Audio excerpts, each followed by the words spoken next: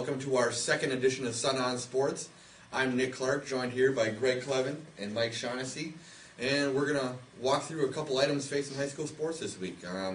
First off, welcome Greg to the show. He wasn't here last week. We were graced by the presence of John Sherman, who's on vacation this week, and Greg's back from vacation. Nice little break for you? Yes, it was. It was fun. I went up north and saw a lot of deer hunters around the Lutsen area, and it seemed like a lot were getting their, maybe not limits, but I saw a lot of deer being making a run at it, if anything. Yeah. Mike's back this week as well.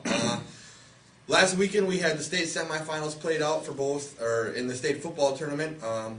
6 championship games will be played next weekend over Thanksgiving, and we're going to start our show by taking a look at the Prep Bowl. Over 2 days this year, like it was last year. Friday morning, 10 a.m. Things get started with the 9-man game.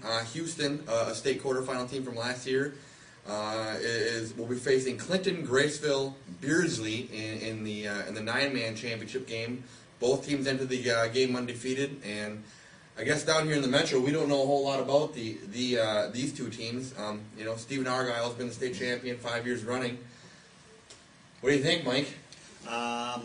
It's exciting that you're going to get a new champion. I mean, Stephen Argyle has dominated that division for years, and I'm not sure that either of the schools that are in this year's game have even been to the Prep Bowl before. So it's obviously exciting for those two communities, and probably a good deal for the TV viewers that they don't have to get up at 8 o'clock to tune in the game. Yeah, the format, the two-day format was kind of the experimental thing last year, and one of the main reasons they want to really highlight that 5A game, and give it the 7 o'clock Friday night, time slot. And last year, Greg, you had Eden Prairie in that game. Did you like the way the new format worked? much better. It got to be such a long day with all the games played from 8 o'clock. Who wants to get up at 6 o'clock or 5 o'clock to have your pregame meal and then head to the dome? And, yeah. And I think for the fans, it's much better this way. And all around, I think it's just a much better show. Yep. A couple of the other games, Royalton will play Kirkhoven, Murdoch, Sunberg in the 1A game, 1 p.m. Friday. The 2A game at 4 p.m. Friday is a rematch of last year's championship game. Laverne and Caledonia, they both come in 12-1 this year. Caledonia won the state championship last year, beating Laverne in that title game 14-7. And then Friday night's the big one. Blaine-Wayzata, Class 5A state championship game. Blaine comes in, arguably the hottest team, maybe outside of Wayzata, and they might even be hotter. You go back-to-back weeks beating, Eden Prairie and Cretin-Derham Hall. You've earned a right to play in this game. You had a chance to watch Wayzata play last week. I've seen them a couple times this year as well. What are your early forecastings on what could take place next Friday? Well, I've thought since about the middle of the regular season that Wayzata was probably going to go all the way because they appeared to have all the components in place. They can move the ball through the air. They can run it. They play great defense. They don't make mistakes on special teams. And I was particularly impressed in how they shut down a really good Rosemont team. Yep.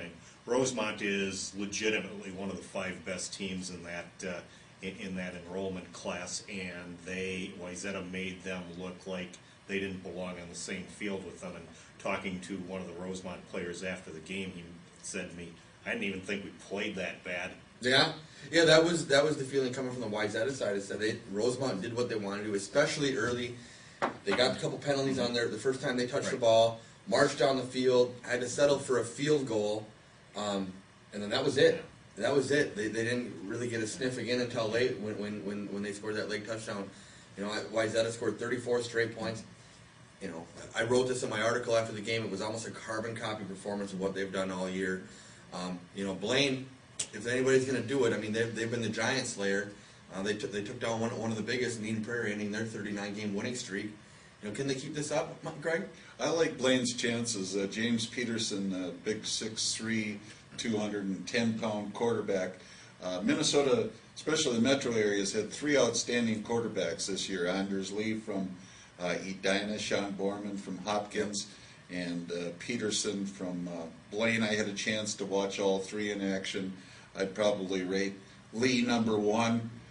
Peterson number 2, and Borman number 3. And that's saying something because Borman probably has the strongest arm of any high school quarterback I've seen in a long time. Yep. But all 3 quarterbacks remind me so much of Adam Weber, Okay. Gopher starting quarterback who played for Mounds View, and they lost a tough game 3 years ago to Eden Prairie in the state quarterfinals. And all 3 quarterbacks have the same sort of ingredients, except for the bonus that they're used to playing the spread offense. Weber wasn't necessarily playing the spread offense at the time; they were wide open.